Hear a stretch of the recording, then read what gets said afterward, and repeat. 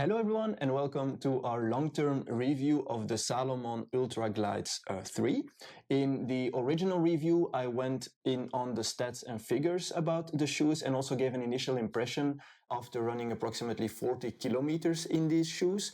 Back then I also discussed the different technologies that Salomon incorporated in the shoe, such as the quick lace mechanism for the lacing system at the top, as well as the newer relief sphere technology they used in the outsole. So if you haven't seen that video, I definitely recommend the watch and I'll link it somewhere over there. These are the original colorways that were available for the shoes, both for men and women. The men's colorway is called Excalibur Icicle Neon Flames, or I would say bluish gray, and the women's colorway is called Fusion Coral Tender Peach Black colorway, or pink. Now, after multiple months of owning the shoes, we've had the opportunity to take them out on different trips and also participated to different events and races. So I wanted to talk about how we felt about this shoe after approximately having done 300 kilometers of mileage in the shoe.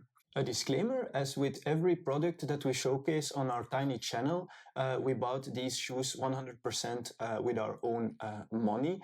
Also, we have no affiliation whatsoever with any brands. All the opinions that we give on our channel about any product are our own, and they have a sole intent to help you make an educated decision about what products you want to spend your money on. Also, we are far from elite athletes. We are just two people passionate about running and trail running. I'll immediately start about what we loved the most about owning and running in these shoes for 3 months, and that has to be their versatility. Because they're so comfortable, these shoes can easily be used for different types of runs, whether it's a short run or longer efforts alike. During our testing, we even took them with us during a week in the Millertal region for a fast packing journey and only used these shoes as dedicated running shoes. We even did multiple road running segments in them without any issues with comfort whatsoever. Also, during the same trip, Aurélie used her pair to tackle the Via Ferrata of Manderscheid. And typically, Via Ferrata shoes have a large rubber padding at the tip of the shoe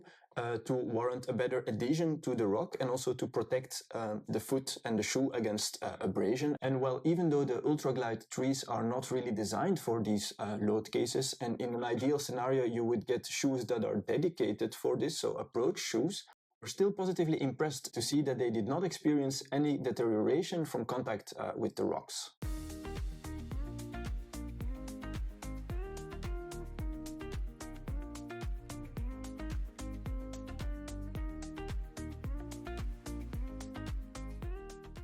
This brings us immediately to the second point we really liked about these shoes, and that has to be their durability. I have to say that after over 300 kilometers of mileage in the shoe, we didn't discern any observable wear and tear on the outside of the shoes. Also internally, I don't feel a difference at the level of comfort or responsiveness compared to the first day, and it really feels like the shoe has a lot more mileage left. Compared to the outgoing model, the Ultra Glide 3s introduced the relief sphere technology on the outsole. And like I explained in the original first impressions video, this was supposed to better distribute the stresses underfoot and also add stability in combination with the 4mm lug depth pattern at the bottom. And well, after having ran over 300 kilometers in these shoes, I have to say I've come to particularly appreciate this relief sphere technology. I believe it really helps to add stability in the underfoot, and in my opinion this is particularly welcome considering the relatively narrow shoes that Salomon typically makes. I personally really love the sound that these shoes make when walking on the asphalt. They make this suction cup sound when you walk on the road. Also, whenever you would walk on tiny pebbles with these shoes, sometimes you would not feel them at all because they would come exactly into the sphere.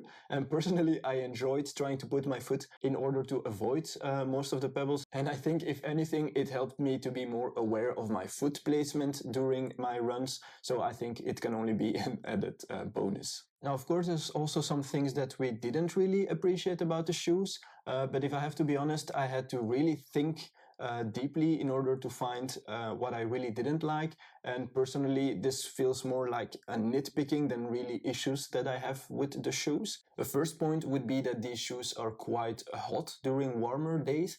I could really feel my sweat building up inside the shoes.